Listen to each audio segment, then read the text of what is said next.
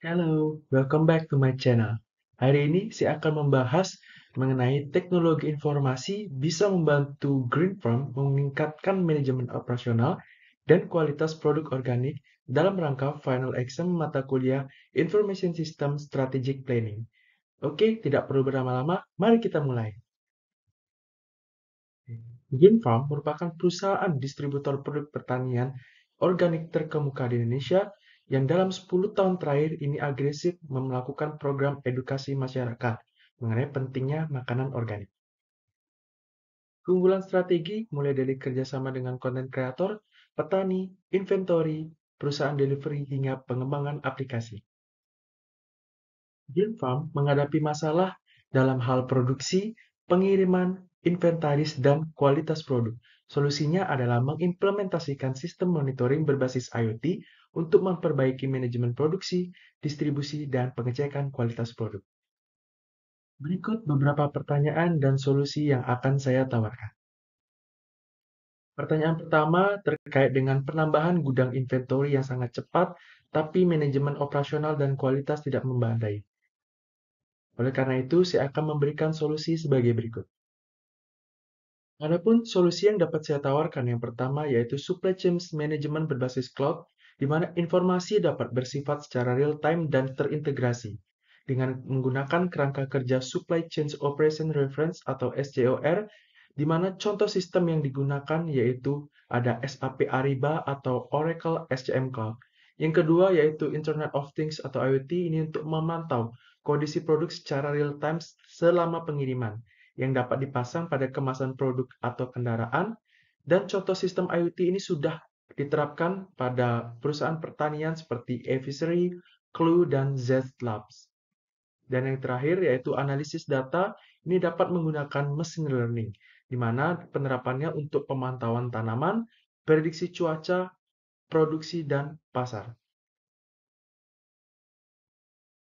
Pertanyaan kedua, yaitu di mana kondisi proses sinkronisasi seringkali tidak berjalan dengan baik. Lalu solusi saya terkait usulan framework komputasi cloud yang memadai untuk merealisasikan kebutuhan di atas adalah sebagai berikut.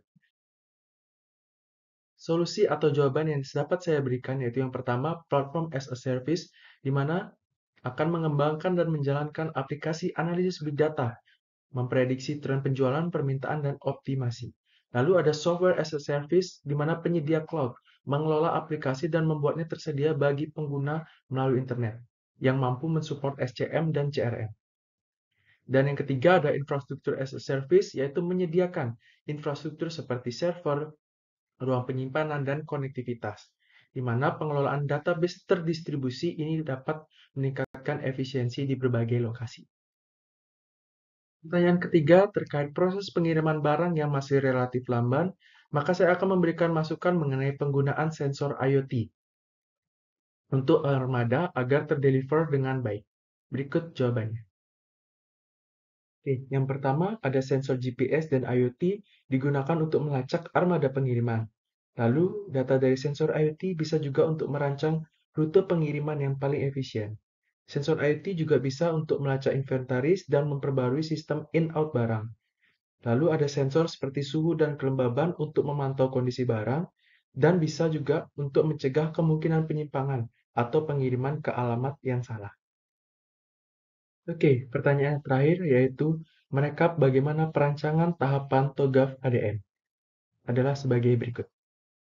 Dalam proses peningkatan manajemen rantai pasokan, GF akan mengadopsi teknologi cloud dan IoT. Dimulai dari preliminary phase, kami akan memahami kondisi dan tantangan saat ini. Selanjutnya, dalam arsitektur vision, kami merumuskan visi untuk peningkatan dengan teknologi baru. Pada tahap bisnis dan information system arsitektur, kami akan merancang proses bisnis baru dan sistem yang mendukungnya. Pada fase teknologi arsitektur, kami merancang infrastruktur teknologi yang diperlukan, lalu opportunities and solutions untuk mengidentifikasi peluang dan solusi dengan teknologi baru. Diikuti oleh perencanaan transisi dalam migration planning dan implementasi dan perubahan dikelola dalam tahap implementation governance and architecture change management. Dan terakhir adalah requirements, kami secara teratur meninjau dan memperbarui persyaratan sistem berdasarkan umpan balik dan pengalaman pengguna. Berikut ini adalah daftar referensi yang saya gunakan pada tugas final exam ini, dengan total ada 16 jurnal dan sebagian besar telah terindeks oleh Scopus.